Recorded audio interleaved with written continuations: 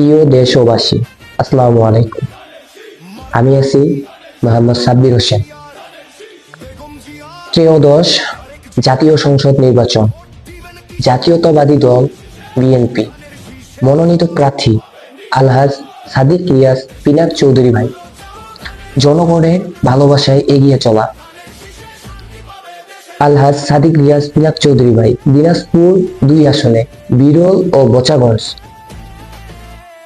আপনার একটি মূল্যবান ভোট আগামী দিনের সুন্দর ভবিষ্যৎ গড়তে পারে। আলহাজ সাদিক রিয়াজ পিনাক চৌধুরী ভাইকে জয়যুক্ত করে দেশ, মানুষ ও এলাকার উন্নয়নে সেবায় সুযোগ করে দিন।